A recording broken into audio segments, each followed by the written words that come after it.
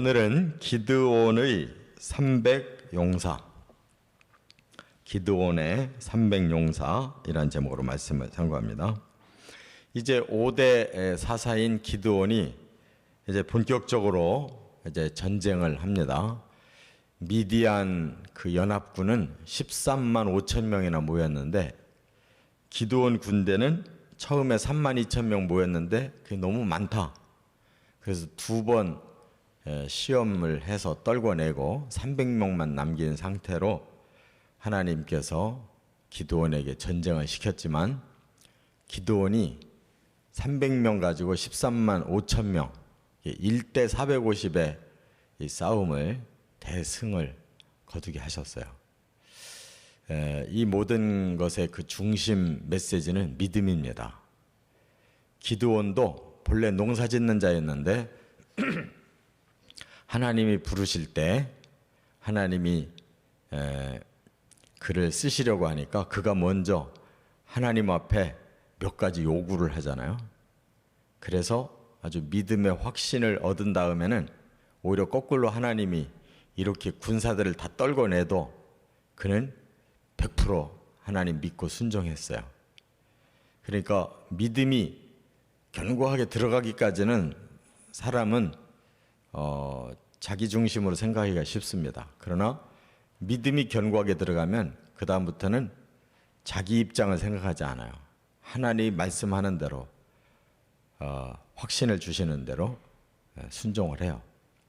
이것이 아주 중요한 오늘 메시지의 주제입니다.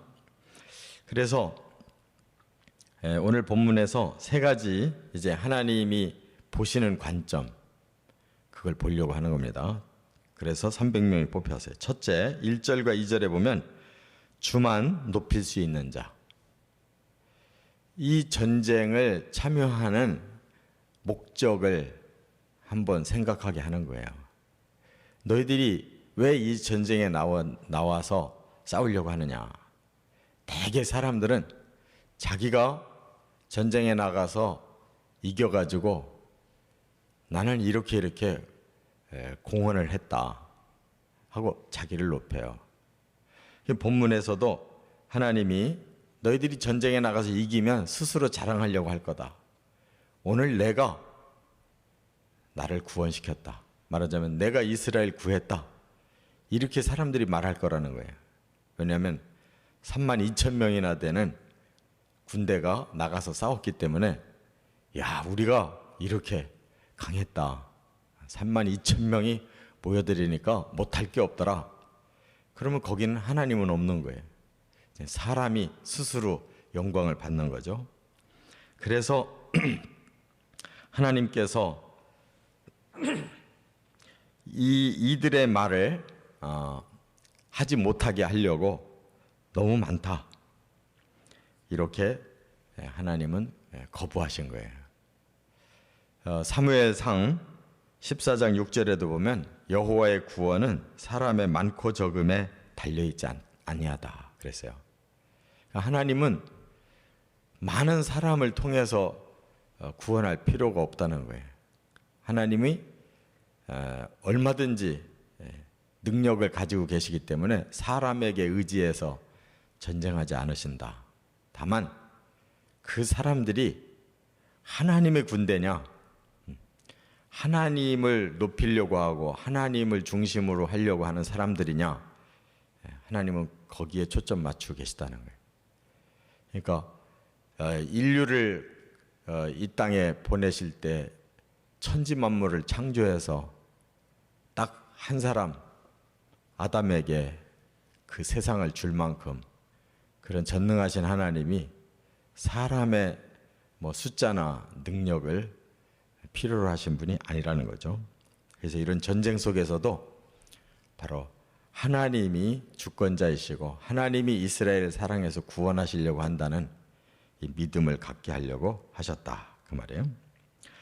그 다음에 두 번째 3절에 보면 이제 용기 있는 자만 남아라 이렇게 말씀한 거예요. 그래서 너희들 마음에 두렵고 떨리거든 돌아가라. 지금 3만 2천 명을 놓고서 너희들 마음에 이 전쟁이 두려운 생각이 나고 떨리는 사람이 있거든. 돌아가도 좋다. 그랬더니 2만 2천 명이 돌아가 버렸어요.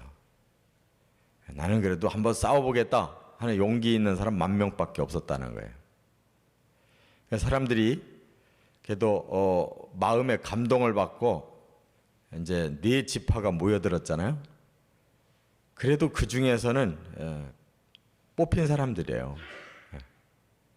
내가 가겠다 해서 자원해서 모인 뽑힌 사람인데, 그래도 전쟁터에 나가면 사람이 목숨이 보장이 안 되잖아요. 그러니까 나 여기서 죽을런지도 모른다. 그러면 이제 두렵잖아요. 자기 목숨이 사람은 제일 중요하거든요. 그래서 전쟁터는 죽음을 담보하고 하는 일이기 때문에 그런 것이 겁나는 자는 가지 마라. 그랬더니 2만 2천 명이 쏙 빠져버렸어요. 이 당연한 일이죠. 그들을 이제 돌아가게 하고 용기가 있는 자만 남았다는 거예요. 그러니까 사람이 많다고 되는 게 아니에요. 질적으로 죽음을 두려워하지 않고 내가 죽으면 죽었지 한번 해보겠다, 이런 용기 있는 사람 10,000명이 용기 없는 사람 2만 2천 더 붙은 것보다 훨씬 강하다, 그 말이에요. 죽음을 각오한 소수가 죽음을 각오하지 못한 다수보다 훨씬 강하다. 세 번째는 여기 4절부터 8절에 보면 자세가 된 자. 지금 전쟁을 하려고 하는데 자세가 안 된 사람들이 또 많이 있는 거예요. 자세가 된 자를 뽑으라고 그랬어요. 그래서 시험을 했는데 하루 새 물가로 데려가라.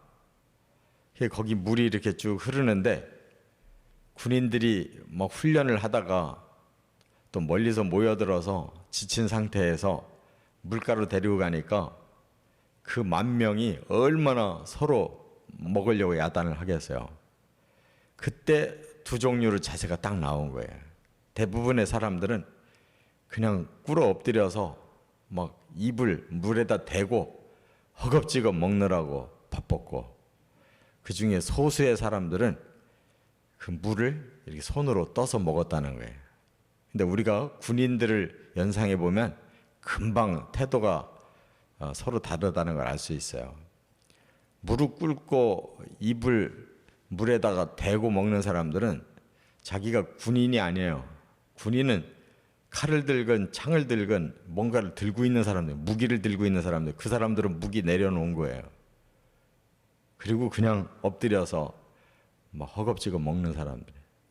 근데 손으로 물을 떠서 조금씩 먹는 사람은 분명히 한쪽에 칼이나 창을 들고서 먹는 사람이에요. 그게 다른 거예요. 그래서 9,700명은 그냥 엎어져서 물을 먹은 거고, 그런 사람들이 갑자기 기습을 당하면 어떻게 되겠어요? 사방이 어떤 상황인지를 쳐다보질 않고 그냥 머리를 물에다 박고 먹고 있으면 죽는 거죠. 급한 상황에서는. 그러나 눈을 뜨고 앞을 쳐다보면서 물을 떠서 자기 입으로 가져다가 먹는 사람, 그 사람은 다급한 상황이 벌어져도 피할 수가 있는 거죠. 자세의 문제라는 거예요. 자세. 전쟁터에 나갔는데 정말로 전쟁할 자세가 돼 있느냐. 용기만 있다고 되는 게 아니고 그러한 준비가, 태도가 돼 있어야 이길 수 있다는 거죠. 그래서 최후에 뽑힌 사람 300명밖에 안 됐어요. 300명. 그런데 이들의 공통점은 뭐예요? 전부 하나님 중심인 거예요. 내가 하나님을 위해 싸우고 내가 죽음을, 내 생명까지도 내놓고 나는 이 전쟁에서 반드시 싸워서 이겨야 된다. 이런 태도가 분명하게 갖춘 사람 300명밖에 없었어도 이제 이 이후에 9절부터 25절까지 보면 대승을 거둬요. 13만 5천 명을 물리쳐요. 그것도 힘으로 싸워서 안 되죠. 하나님이 전략을 다 주시는 거예요. 지혜로 그냥 한밤중에 기습작전을 벌여가지고 그 많은 군대를 혼비백산하게 만들어서 그들을 이겨요. 그러니까 하나님의 방법은 우리 사람의 생각하고 달라요. 우리도 항상 중심이 하나님께 있어야 돼요. 우리가 살아가면서 왜 사는지를 물어봐야 돼요. 어떻게 사는지를 물어봐야 돼요. 무엇을 우리가 위해서 살아야 되는지 항상 하나님 중심으로 우리의 마음을 향하여 살아가시기를 주의 이름으로 축원합니다.